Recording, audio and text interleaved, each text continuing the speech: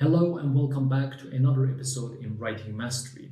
In this video, we're going to talk about parallelism. Let's see what parallelism is and how it's going to help us in our writings. Now, before telling you what parallelism is, let me ask you a question. Which one of these two sentences is better? Number one, I like listening to music, to watch TV, and be in a situation where I do sports.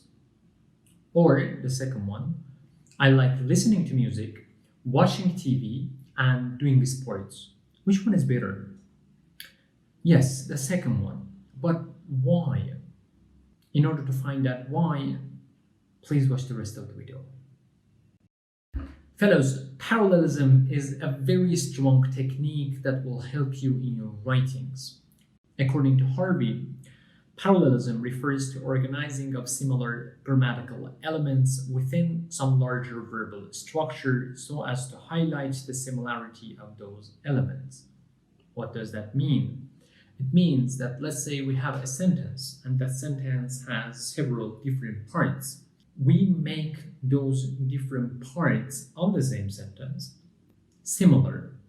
We make them look like each other. This way, the sentence flows smoothly. The sentence comes nice to your ears.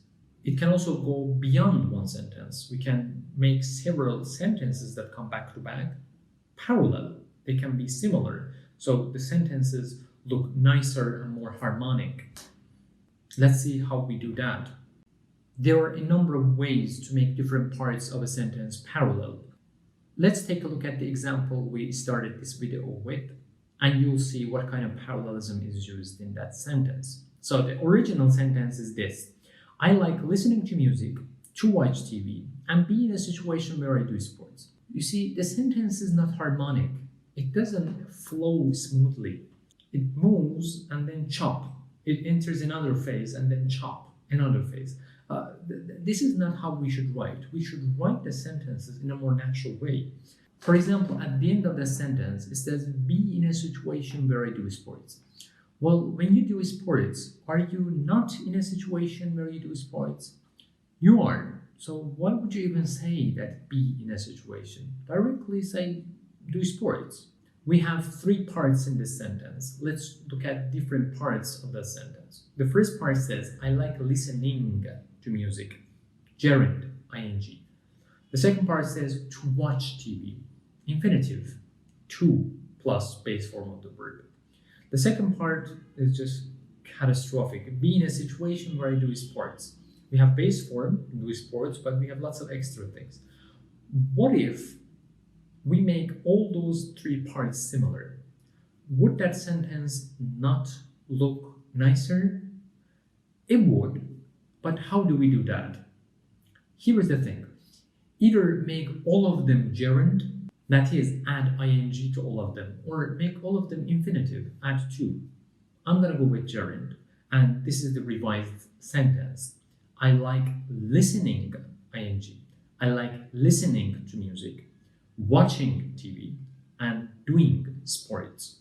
Now those different parts are parallel, and the sentence sounds nice to the ear and looks professional.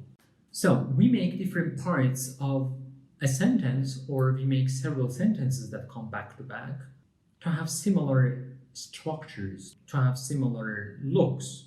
But what kind of similarity? In the last example, we used gerund, or we could use infinitive to make the sentences parallel. There are different things that you can use to make the sentences parallel. This is a list. Number, that is, those parts being singular or plural. For example, there is a list of 3 elements. Don't go singular, plural, singular. Make it natural, singular, singular, singular, or plural, plural, plural, huh?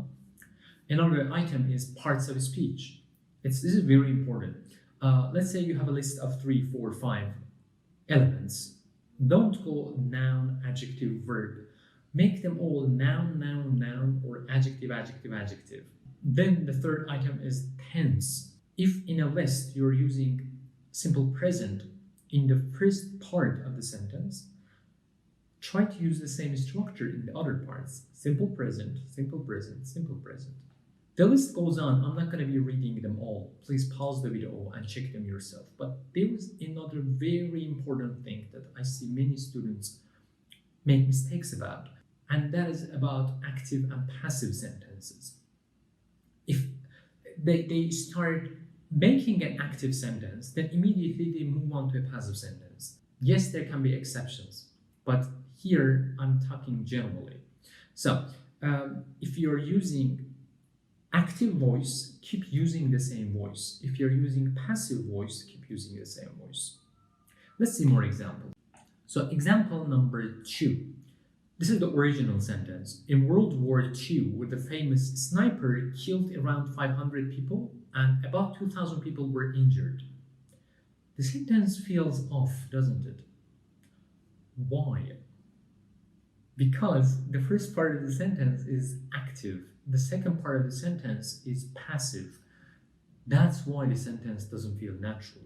Make both active or both passive. Look at the first part. The famous sniper, this is the subject of the sentence. The famous sniper killed, verb. Killed whom? 500 people, right? So it's an active sentence. The second part of the sentence says, and about 2,000 people were injured. Who injured them? It's a passive sentence. Where is the subject? Let's make both of them active. In the Second World War, the famous sniper, subject, killed, verb, around 500 people and injured about 2,000.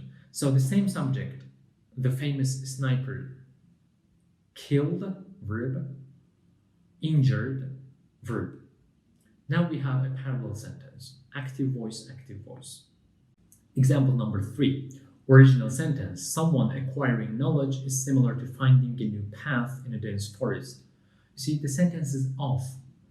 Someone acquiring knowledge is similar to, you see, that someone is extra there. If we get rid of that someone and we have acquiring knowledge is similar to finding a new path in a dense forest.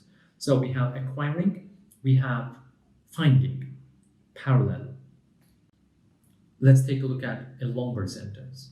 It says, we take little note of the thousands of people who are, look at the list, adjective, adjective, adjective, who are polite, pleasant, or at least predictable. Adjective, adjective, adjective. That's why the sentence sounds nice to your ears. Let's continue. But we remember and accentuate our encounters with those who are rude, disagreeable, or strange. Let me give you a difficult example now. Here we have multiple parallelism, not just one, parallelism from different aspects. One side sees Lincoln as a bold and shrewd leader, sincerely committed to abolishing slavery. The other sees him as an opportunistic politician, concerned only to defend the Union in any way possible.